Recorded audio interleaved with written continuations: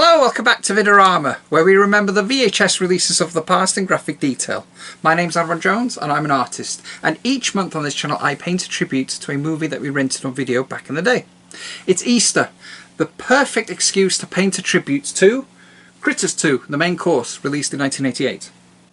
Now, I'd watched the first movie and I absolutely loved it, and I remember discussing it with a friend at school the following day, and he said to me, if you like that one, you've got to watch the second one.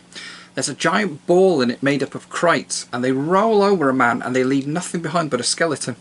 Well, that was all I needed to hear. I rented it, I watched it, I loved it, and it's been essential viewing every Easter ever since. So, without further delay, get yourself some chalky eggs, settle down, and watch me paint a tribute to Critters 2, the main course. Colours I'm using today are titanium white, Mars black, cadmium red, and Blue Lake. Detail is added with pens.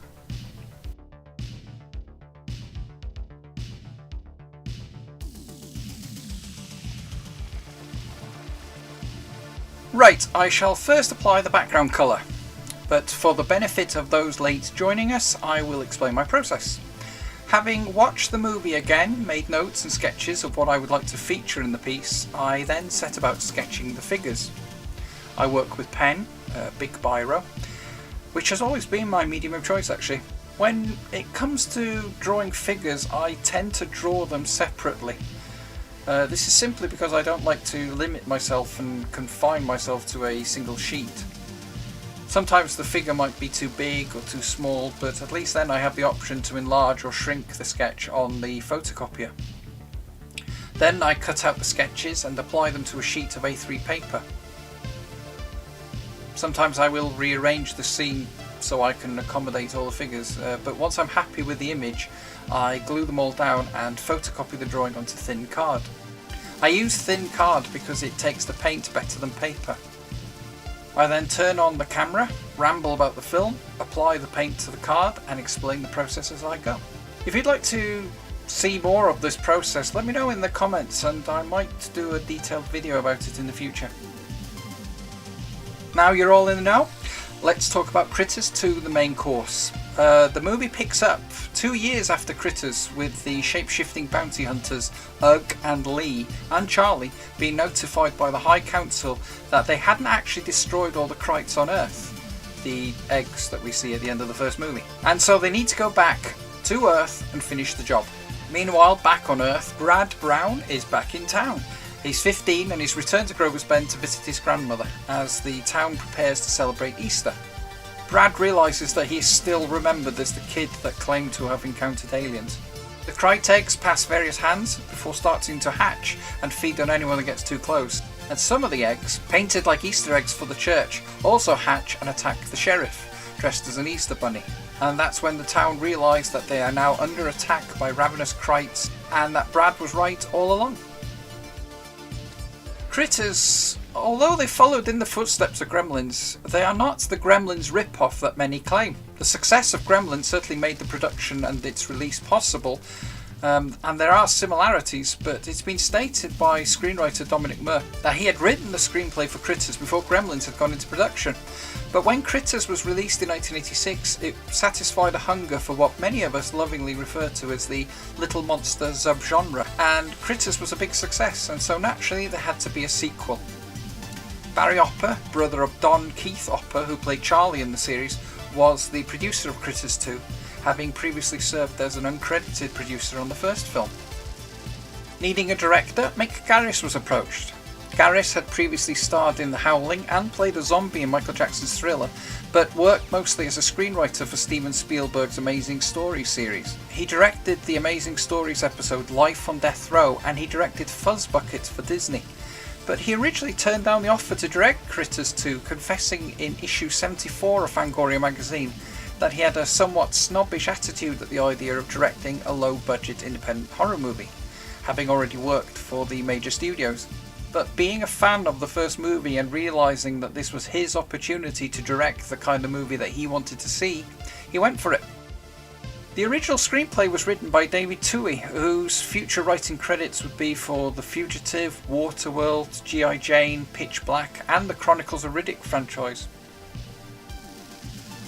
Bit of a jump there, I'm afraid. Sadly, the files that documented the painting of Charlie and Ugg were corrupted, so I can't show you that now. Sorry about that. It was very exciting, and would have been masterfully accompanied by me telling you about Terrence Mann's amazing career and how he is an actor, singer, a theatre director from a musical background, and that he had his Broadway debut in 1980 with Barnum, and that his breakout performance was being cast in the original Broadway production of Andrew Lloyd Webber's Cats, playing Rum Tum Tigger in 1982.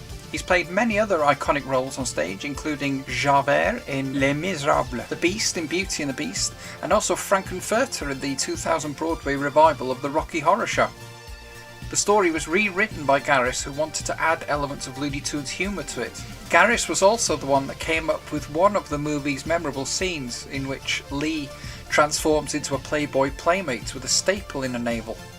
For this scene, the movie's production went directly to Playboy because they wanted someone that had modelled for them before.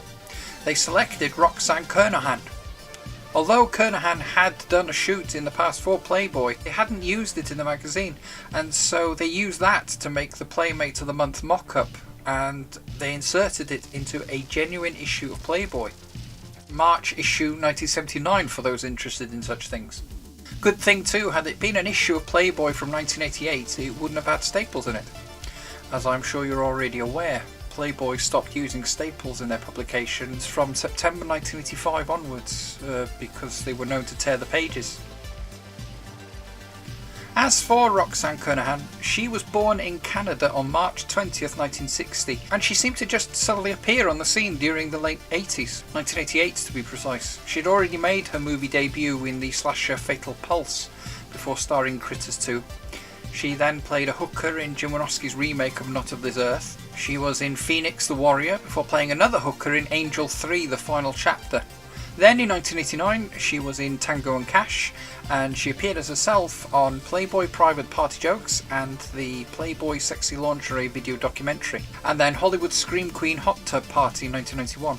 But sadly her career was cut short when she passed away in 1993 from injuries acquired from an automobile accident.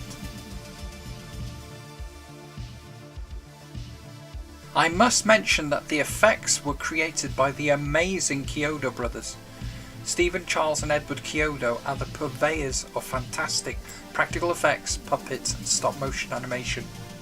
Having produced the Krites for Critters and then the stop motion dinosaur sequence for the 6000 SUX commercial in Robocop, they returned to Critters 2 before releasing their magnum opus, Killer Clowns from Outer Space. Yes, it's on my list, and yes, I hope to feature it on the channel very soon. But to go back to this movie, the Chiodo Brothers told Fangoria that the tight shooting time, the last minute changes and the limited budget had been an issue on the first movie, but when they were told that they would have more time and more money on the second film, they signed up for it, admitting that they also had a loyalty to the franchise due to the Krites being designed by Charles Chiodo, and the notion that someone else doing it just didn't seem right to them. Krites themselves had evolved a little at this point. They were slightly taller, and they also had bigger eyes, making them more expressive. In the same interview they described the Krites as mad pit bulls, and the number required for the sequel was considerably more than the 8 required for the first film.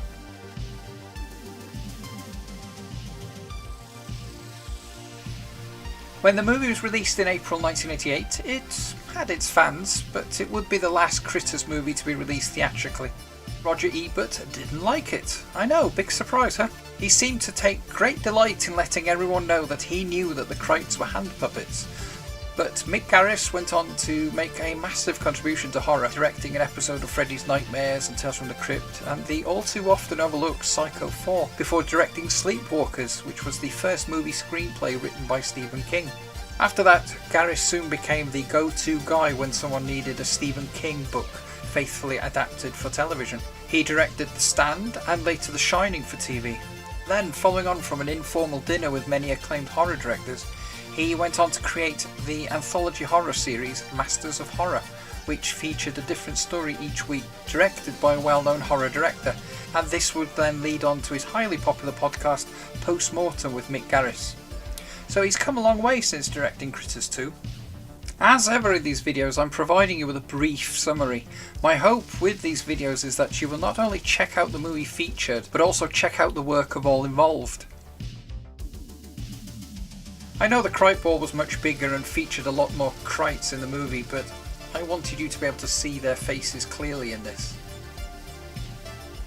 I was once told that the 4 Mogwai, 3 Cocoons and 9 Gremlins was a lot for my Gremlins tribute. For those of you counting, this painting features 27 Krites, 30 if you count the unhatched eggs.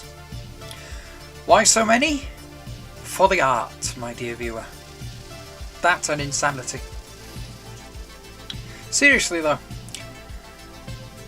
I do it because I want to. And I genuinely hope that I am able to project this in my paintings. I look back on these movies with fondness.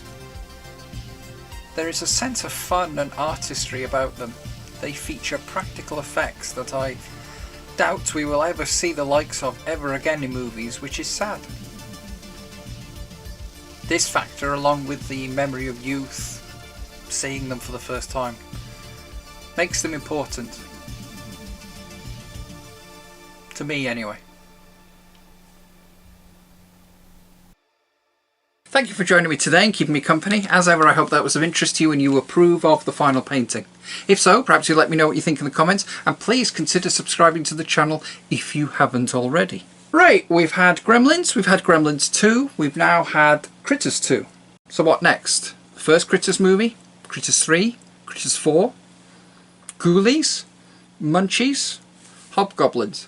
Either way, let me know which movie you'd like to see feature next in the comments below.